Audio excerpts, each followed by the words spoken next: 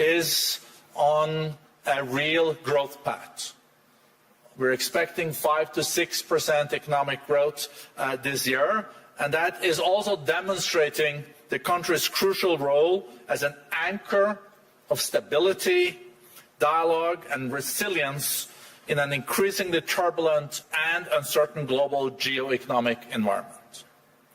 Once again, Mr. President, we're so delighted to have you here.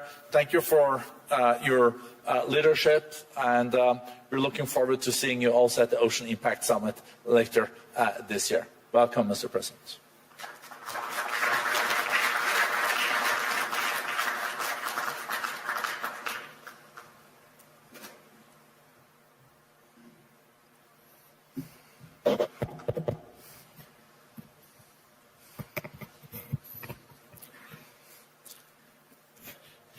Distinguished President and CEO of the WEF, Mr. Borge Brande, ladies and gentlemen, Bismillahirrahmanirrahim. Assalamualaikum warahmatullahi wabarakatuh. Shalom, Salve, Om Swastiastu.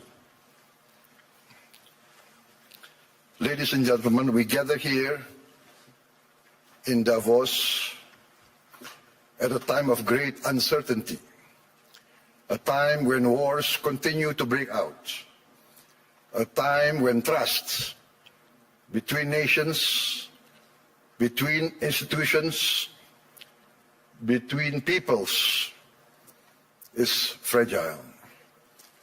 History teaches us peace and stability are our most valuable assets.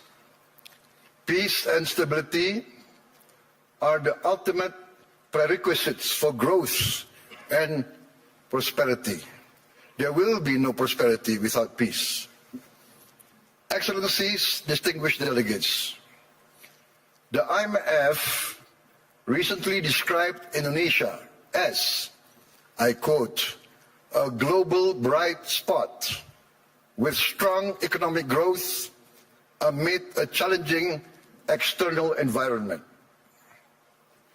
While the world had faced tightening financial conditions, trade tensions, and political uncertainty, Indonesia continues to grow.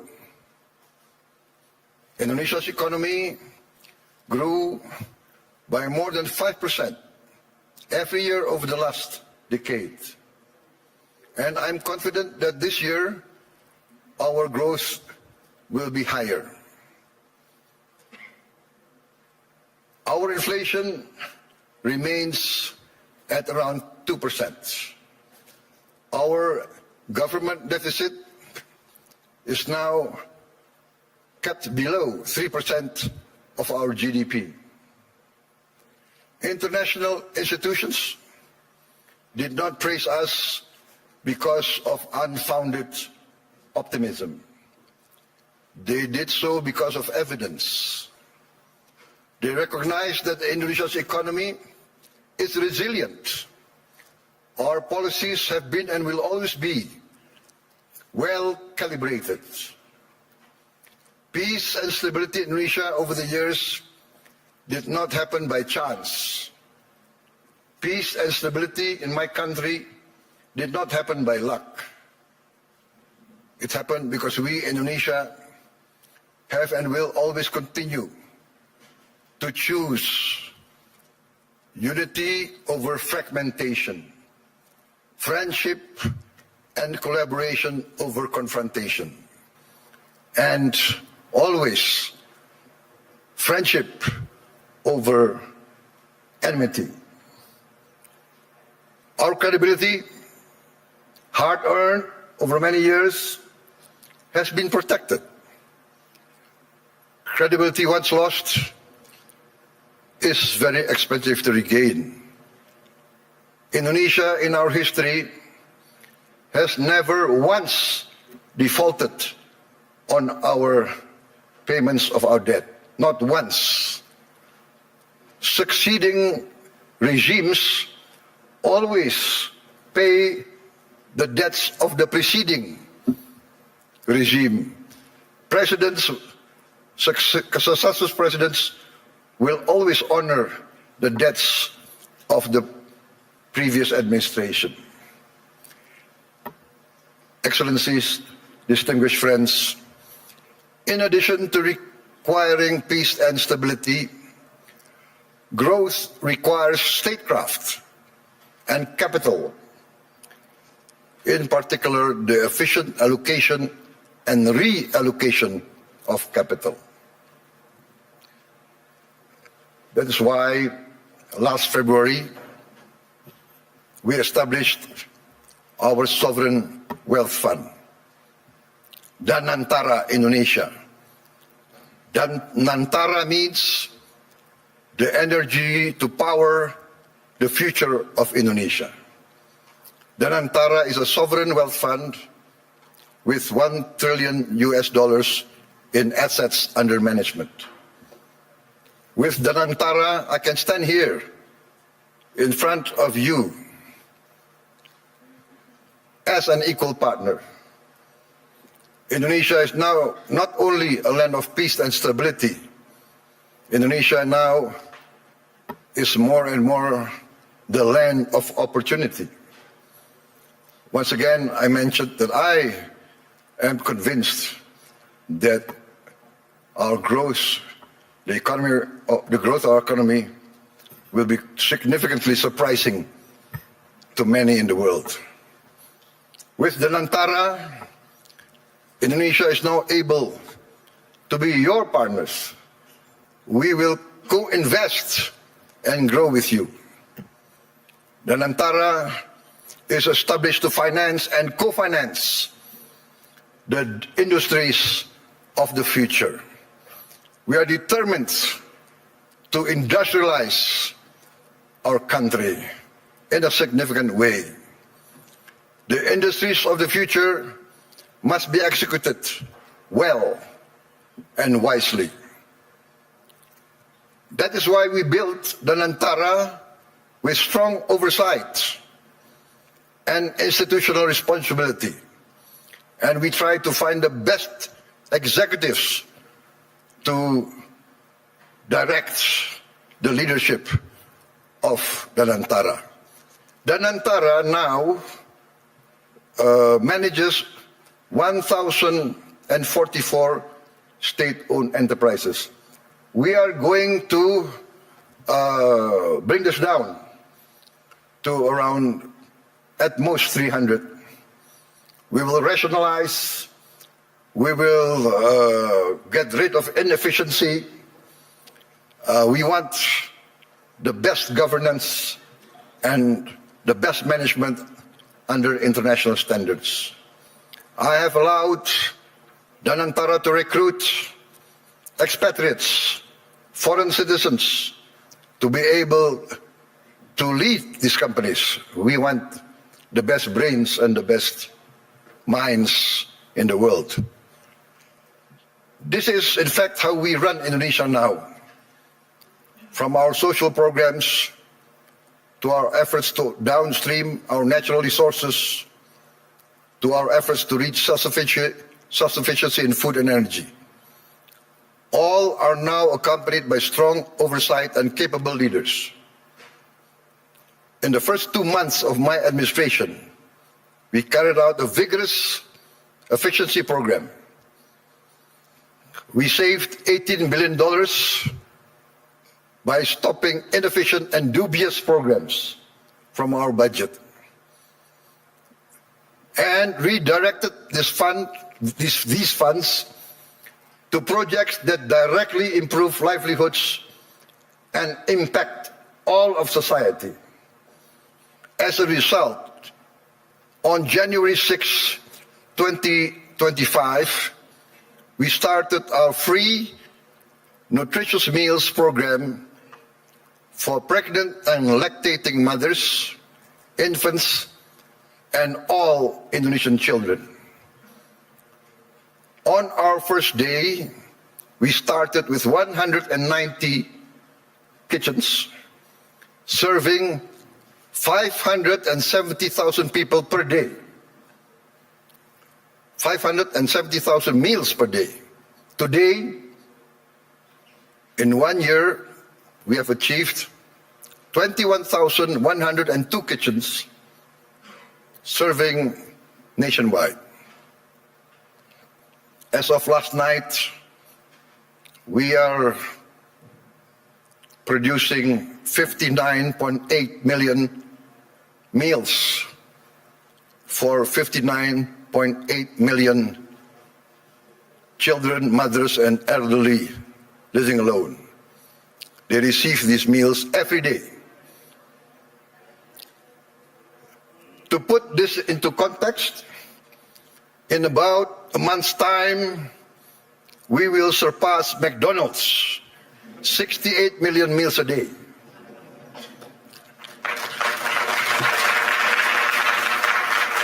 We started in January of last year. This year, we aim to serve 82.9 million meals a day. All children of Indonesia, from the womb of their mother up until they reach 18 years of age, benefit from this program. For pregnant and lactating mothers, we deliver the meal daily to their home. This is also delivered to their homes for the elderly living alone. To put this in the context I mentioned, I think McDonald's started their first kitchen in 1940. To reach 68 million, it took them 55 decades more. We will reach 82.9, I hope, by the end of December 2026. But my people say, no, sir, we will reach 82.9 before December. So hopefully we will achieve this. In addition to strengthening our children, our free meals strengthens our economy. More than 61,000 micro, small, and medium enterprises and cooperatives are now a part of this supply chain. We are creating more than 600,000 jobs just at the kitchens. At its peak, we are optimistic it will reach 1.5 million direct jobs with vendors, with suppliers. There will be another more than 1 million livelihoods embraced and improved. This is why I'm convinced that our growth will reach impressive numbers. Our social policies must expand productivity and produce growth. Today, 70 million Indonesians receive free medical checkup, and they will receive free medical checkup once a year for the rest of their lives. And this will increase to all the children and the adults of Indonesia. We are providing free medical checkup to all citizens of Indonesia. This is not a populist program. This is a rational program to save money. By detecting illness, disease at an early stage, we will save much more in the long term in treatment. This actually is a productivity improvement program. My experts say that in the long run, we will save many, many billions of US dollars. Last year, for instance, we ran a program. Next year, in this coming year, 2026, we will add another 1 million of these interactive smart panels so that every school will have at least 3 to 4 classrooms with these panels. And we hope within 3 years, all the schools of Indonesia will have at least 6 classrooms with digital interactive panels. That means that I, for instance, in Jakarta, I can drop in on any school of Indonesia and I can see the quality of teaching of the teachers. I can see the reaction of the children. And in the first weeks, we see the enthusiasm of the children, the enthusiasm of the teachers, of the villagers. Many of them cry when they see the panels coming in. We get messages, Mr. President, in the entire history of this village, we have never felt that the central government knows about us. This is the first time we feel that the central government cares about us and is now in our village, is now helping to teach our children. This is, for me, heartwarming, because what we are doing is we are empowering the future generation of Indonesians.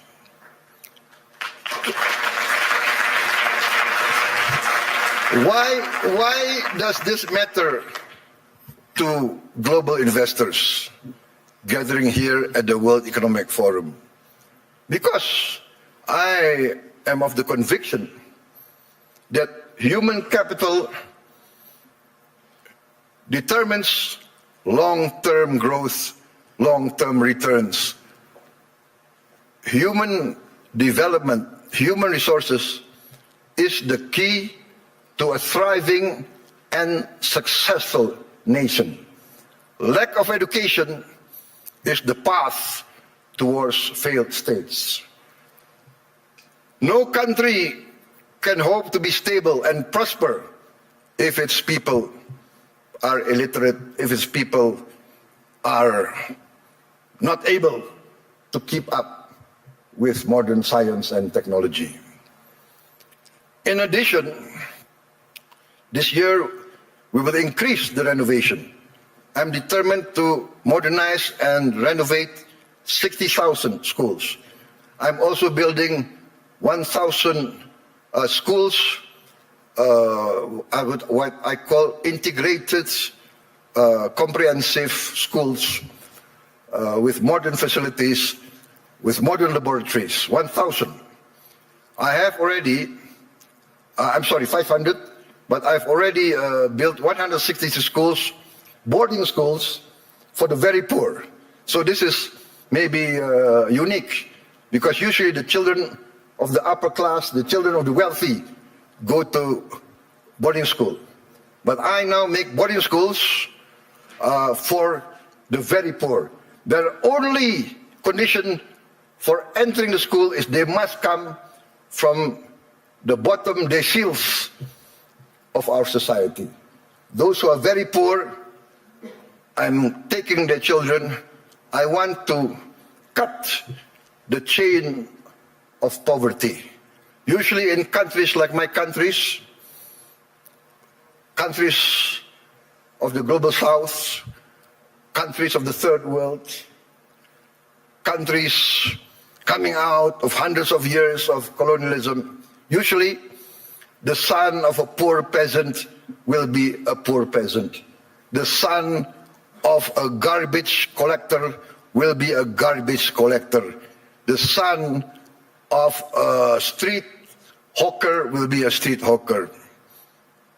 The son of a day laborer in the harbor will also be a day laborer in the harbor. This is what we call in the global south the circle of poverty. I'm determined to break the circle. I'm determined that the son of the poorest should not be poor. They must be given equal opportunity. And that's why I've already built 166, and I will build total 500 of these boarding schools. And another 500 not boarding schools, but centers of excellence to boost the other children who are brighter. Also, I've started 20 new boarding schools for the academically gifted. I'm also building 10 new universities, and I'm discussing and negotiating with the best universities of Europe, United Kingdom, and North America to twin them and to produce universities and campus of international standard. In addition, we are now in the process of building 83,000 cooperatives with 83,000 warehouses, 83,000 cold storage, 83,000 mini markets, 83,000 village drugstores selling generic medicine, and all subsidized goods direct to the villagers without intervention from too many middlemen. We are also going to modernize what we call the new fishing villages. We will build at least 1,000 this year, but we actually want to allocate funds for 5,000 villages. Each village will have 2,000 fishermen. We hope to impact 10 million fishermen with their wives and their children. This will impact at least 40 million Indonesians. We have started a pilot project in Biak, in Papua, and the result is very heartening. The average increase in their livelihood is 60% increase in their annual livelihood. Why? Because before, to get ice was impossible for them. There was no ice-making factory near their villages. To get diesel very far, we will build diesel stations in every village. They will have access very easy. Ladies and gentlemen, let me say this clearly. There is no investment climate without the certainty of equitable rule of law. Nobody will come in to invest in a country that is lawless or of dubious legal tradition. I am determined under my administration to ensure the rule of law. The rule of law must prevail over any vested interests.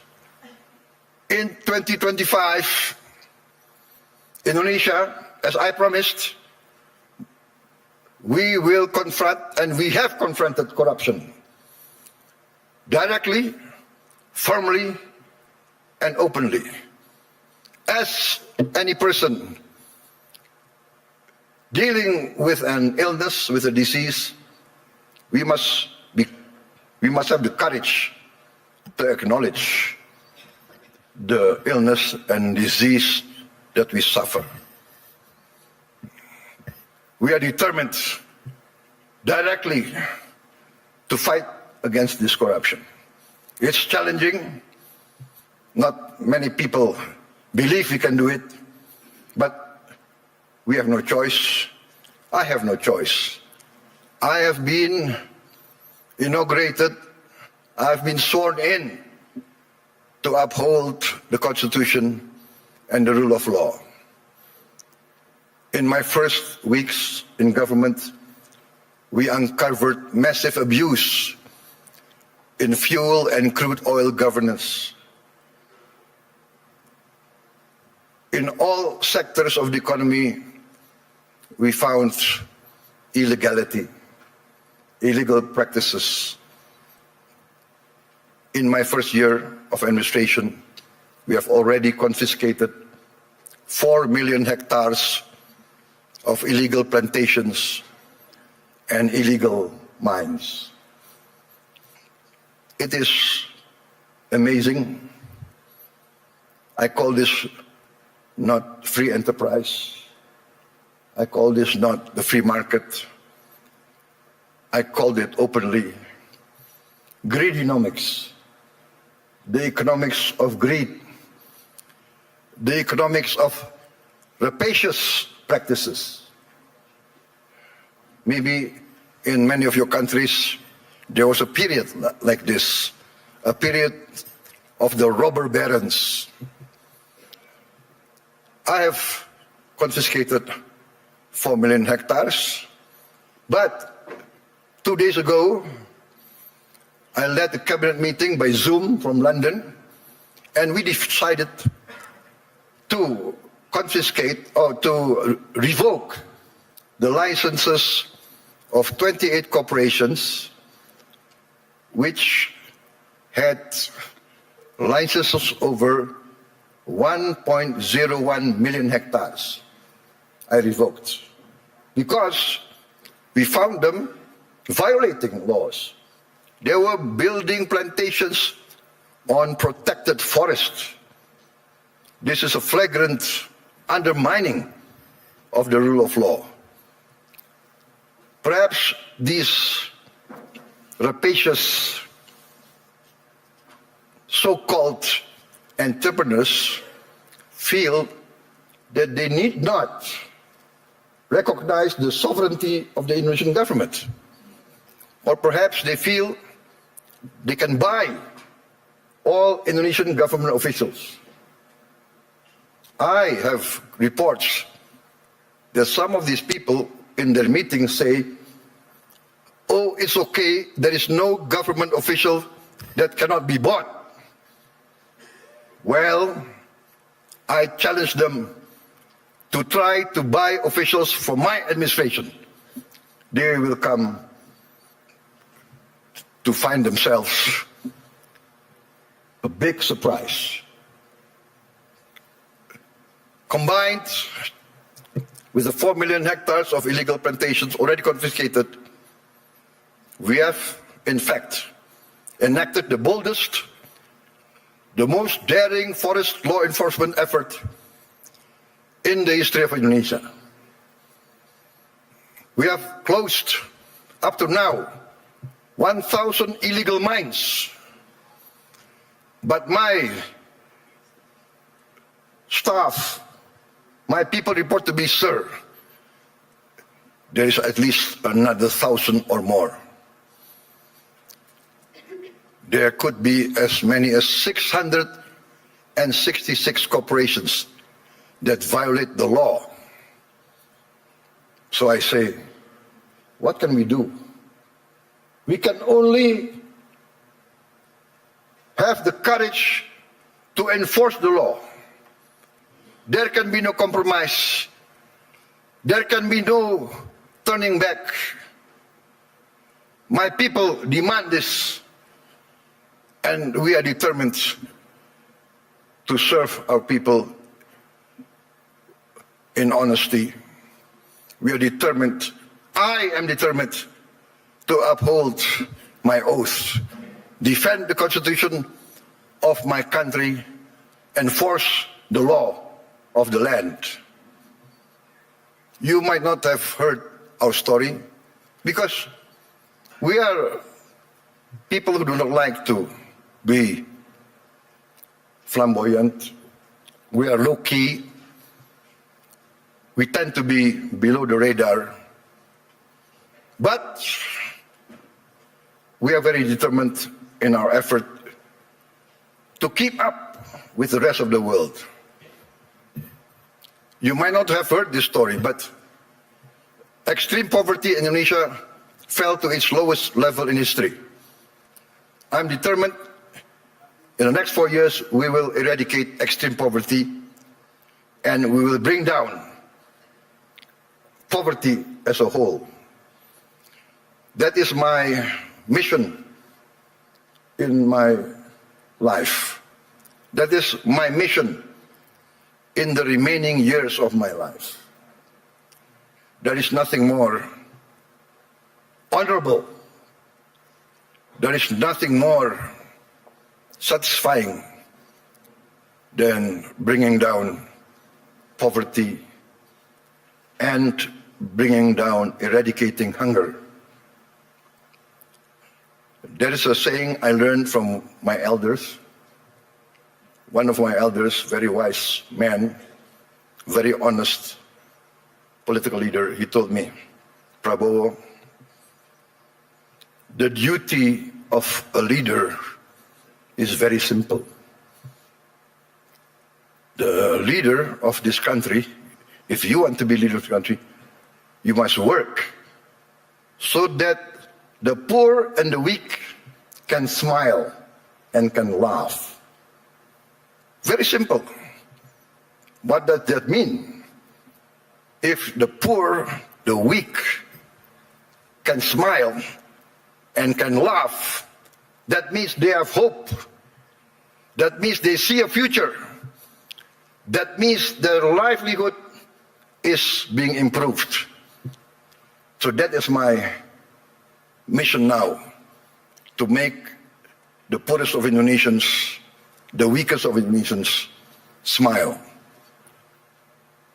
I think part of this is we must combat corruption, manipulation, malfeasance. Ladies and gentlemen, a few days ago, I was surprised myself. Gallup poll and Harvard University found that a research survey of hundreds of countries found that Indonesia, the Indonesian people, is the most happiest people, the most flourishing country in the world, with the people the most optimistic. This is a bit heartening, but for me also a bit sad. I know my people. Many of them live in shacks. Many of them do not have clean water. Many of them do not have bathrooms. Many of them eat rice with salt. And yet they smile. And yet they have hope. We also achieved self-sufficiency in rice. The first time in many, many years, our rice production is the highest in the history of Indonesia. I gave a target to be self-sufficient in 4 years. I gave a target to my team. They did it within 1 year.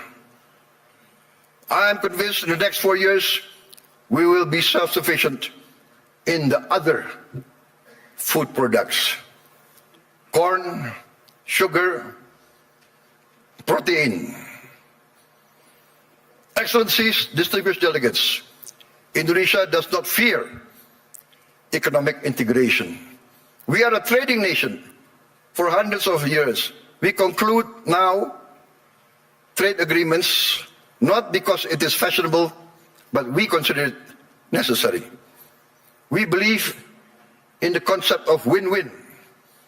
Last year we signed free trade agreements and comprehensive economic partnership agreements with Europe, with the EU, Canada, Peru, Eurasia. I have just visited the United Kingdom to sign our new strategic partnership. Also an economic growth agreement. And we hope next year we can conclude a comprehensive economic partnership agreement with the United Kingdom. This is part of our strategy to deepen productivity, reduce barriers, unlock private sector growth for Indonesia, ASEAN, and the Global South.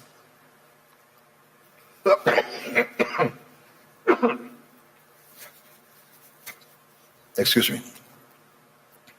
We believe that trade integration, when done fairly, is not a threat to sovereignty.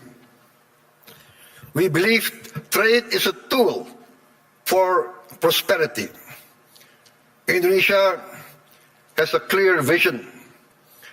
We are determined to become a modern country, integrated with a global economy, providing good quality of life for its citizens, living free of poverty and hunger.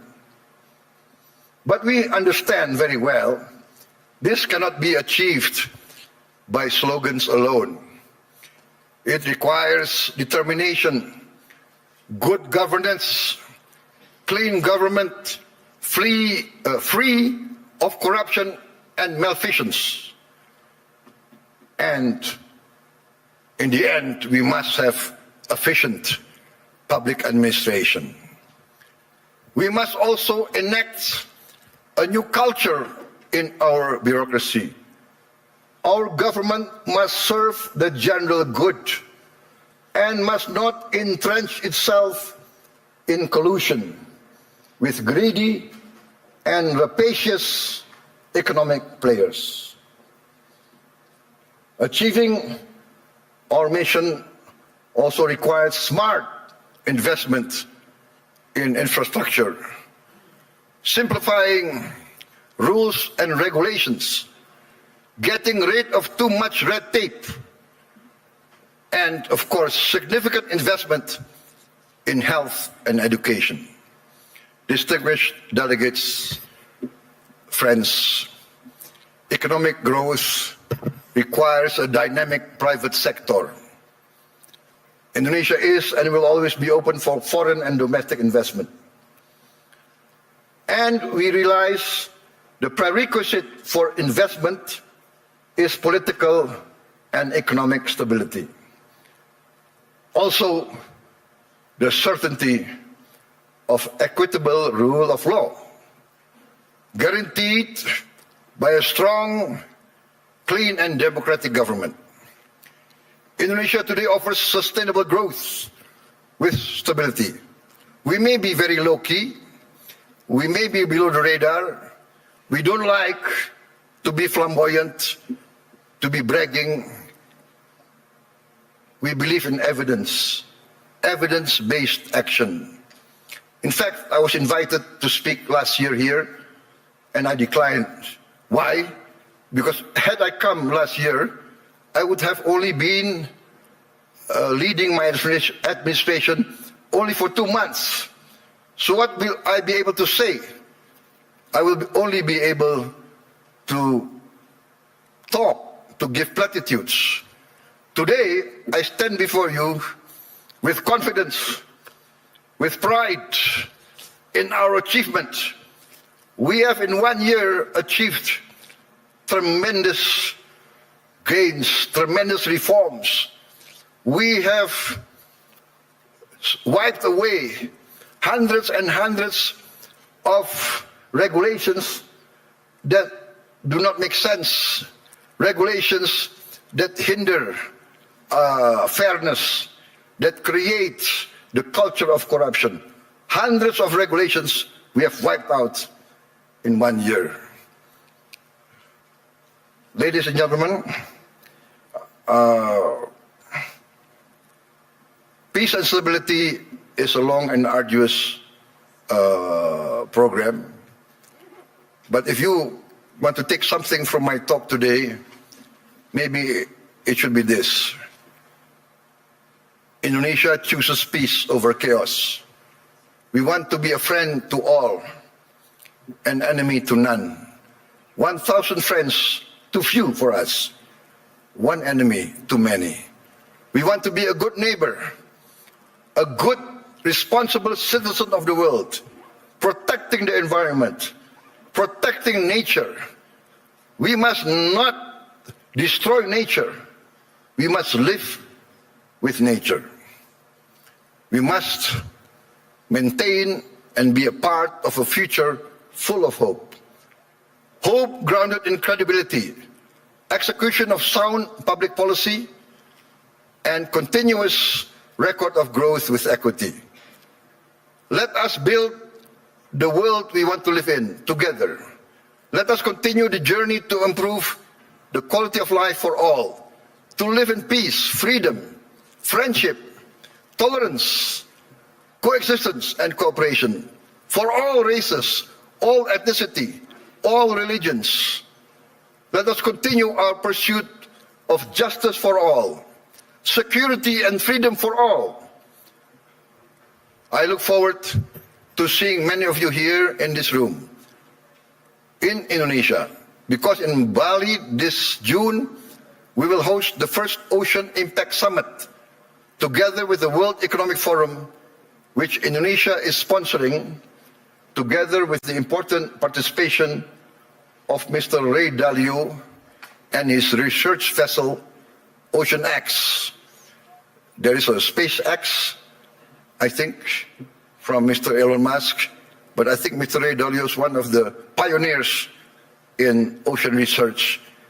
And Indonesia, being 3/4 sea, we are very concerned about the future of our ocean. Ladies and gentlemen, thank you very much for your attention. May you go in peace with the blessing of the Almighty God. Wassalamualaikum warahmatullahi wabarakatuh. Shalom, salve, Om Shanti, Shanti Om. May peace be upon us all. Thank you.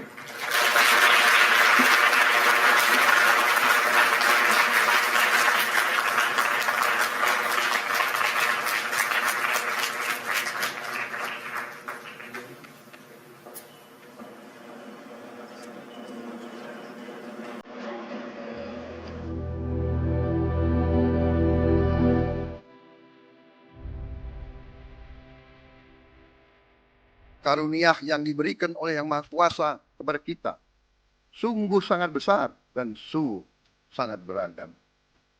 Namun tengah segala karunia tersebut, kita pun harus berani untuk menjadi bangsa yang berani, bangsa yang tidak takut tantangan, bangsa yang tidak takut rintangan, bangsa yang tidak takut ancaman.